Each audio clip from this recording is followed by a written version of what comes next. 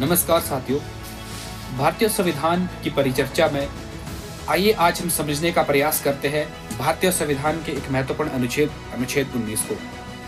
साथियों, अनुच्छेद 19 भारतीय संविधान के अंतर्गत भाग 3 में अंकित एक महत्वपूर्ण अनुच्छेद है और ये अनुच्छेद स्वतंत्रता के अधिकार से संबंधित है। और इस अनुच्छेद के अंदर भारतीय नागरिकों को 6 तरह की स्वतंत्रताएं प्रदान की गई है और ये स्वतंत्रताएं केवल और केवल भारतीय नागरिकों को ही प्राप्त है। और इन स्वतंत्रताओं में सबसे पहली स्वतंत्रता है भाषण देने और विचार व्यक्त करने की स्वतंत्रता। दूसरी स्वतंत्रता है शांतिपूर्ण ढंग से एकत्र होने की स्वतंत्रता।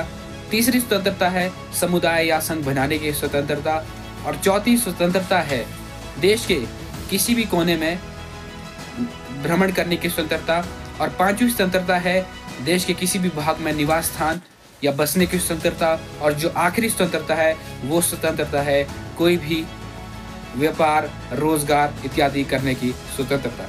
और साथियों, इस अनुच्छेद के बारे में एक महत्वपूर्ण बात याद रखने योग्य यो है कि ये जो स्वतंत्रता है, ये स्वतंत्रताएं इमरजेंसी के टाइम में जब देश के अंदर आपातकाल की स्थिति होती है तो उसमें ये स्वतंत्रताएं भंग हो जाती है और उस समय फिर भारतीय नागरिकों को इस तरह की कोई स्वतंत्रताएं प्राप्त नहीं होती है।